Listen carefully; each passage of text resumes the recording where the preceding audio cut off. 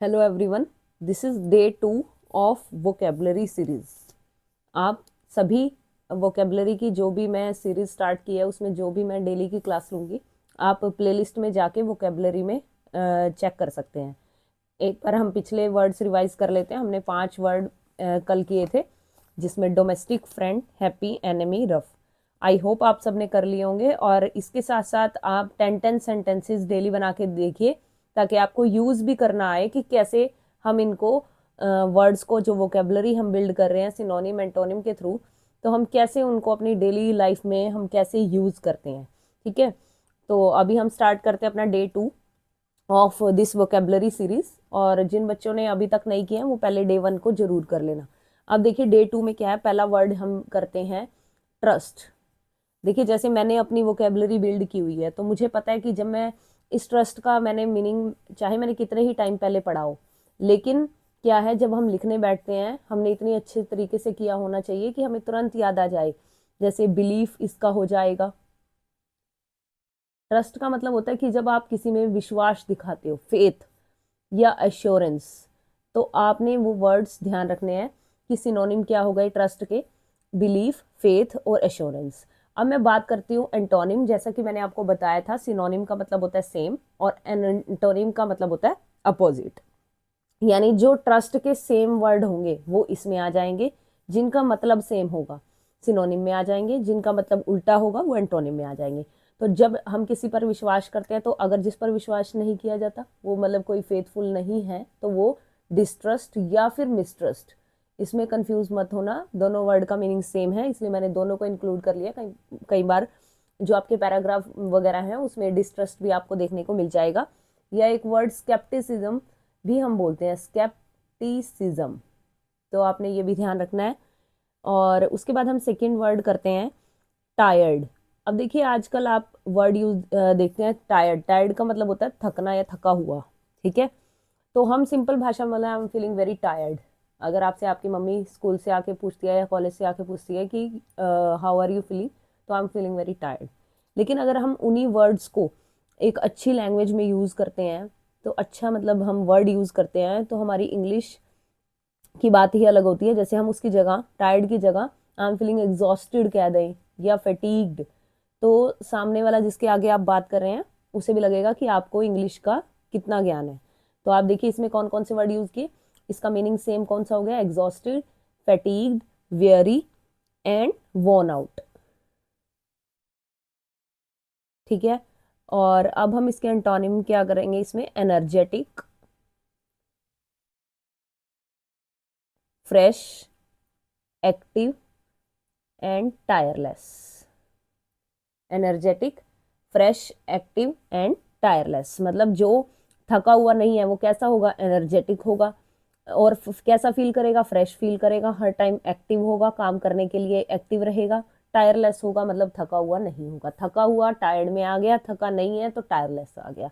तो आपने ये ध्यान रखना है। इनको याद करने का भी एक तरीका है। देखिए आप ना इनके साथ को रिलेशन में ऐसे इनको याद करिए। जैसे tired, I am feeling very exhausted, आप जब वर्ड्स की फॉर्म में इसको यूज करेंगे तो आपको सिनोनिम एंटोनिम जल्दी सी, मतलब सेंटेंसेस में जब आप इनको यूज करेंगे तो आपको ये जल्दी से समझ में आ जाएंगे।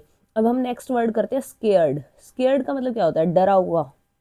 ठीक है, अब कई बार हम बड़े बड़े वर्ड देख लेते हैं, जैसे फ्राइटेंड।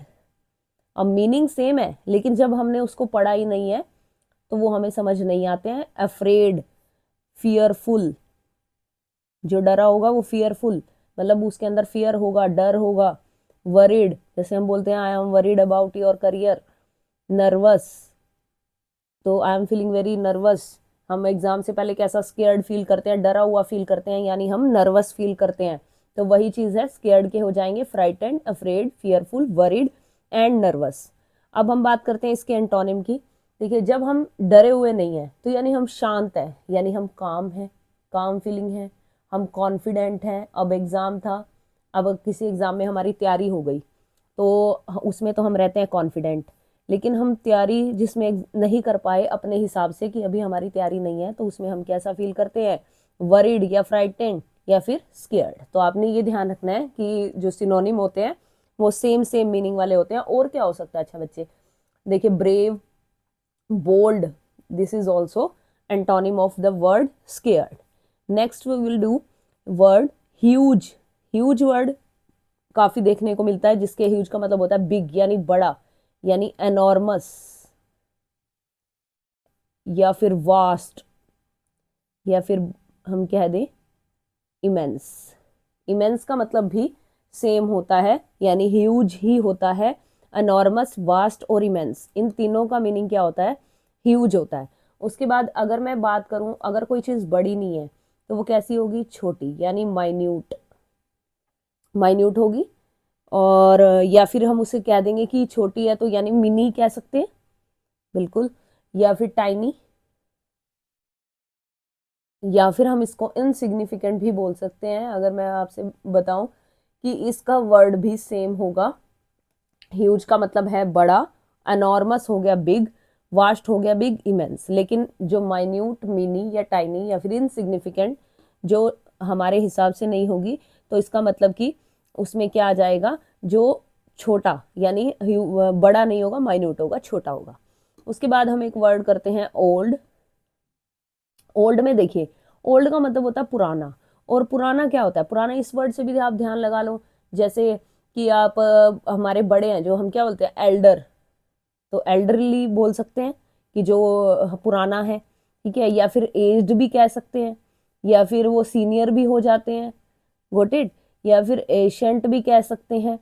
आप कभी एसएसटी की वगैरह की या कोई बहुत पुराने समय की बुक्स की में जब आप पढ़ते हैं, मतलब बुक्स किसी टॉपिक के बारे में पढ़ते हैं, पुराने टाइम का टॉपिक जो पहले पास्ट में हो चुका है, तो आप उसमें काफी पुराना, हजारों साल पहले की बात लिखी होगी ना, तो कुछ भी ऐसे इन एशियंट टाइम्स, यहाँ से ही लाइन स्टार्ट होती है। तो आपने ध्यान रखना है कि वो क्या कह रहा है कि पुराने समय की बात है, यानी ओल्ड। तो आपने ये बात ध्यान रखनी है कि एशियंट का मीनिंग क्या होता है। या फिर हम कह सकते हैं आउटडेटेड।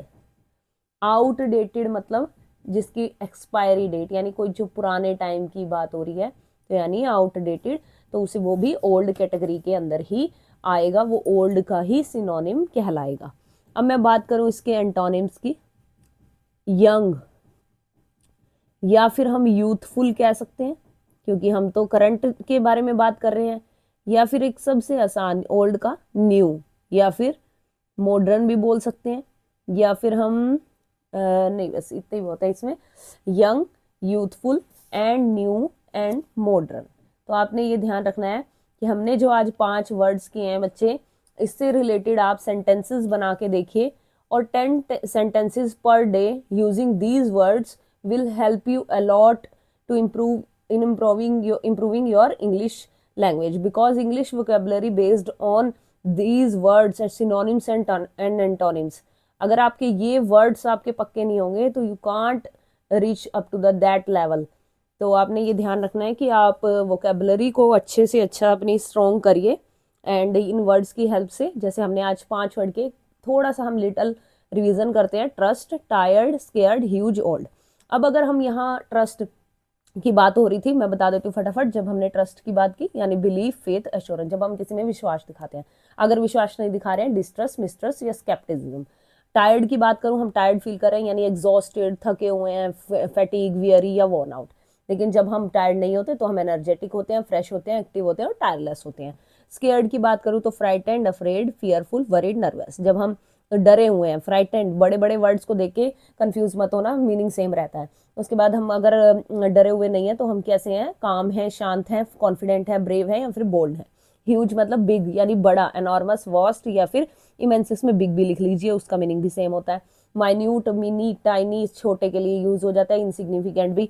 ओल्ड की बात करूं, पुरानी बात हो रही है तो यानी ancient times, elderly, age, senior, outdated.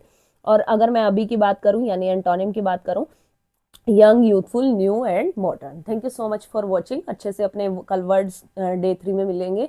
अपने वर्ड्स को रिवाइज करके रखिएगा, फिर एक दिन लाइव क्लास लेंगे इन्हीं वर्ड्स के ऊपर। Thank you so much.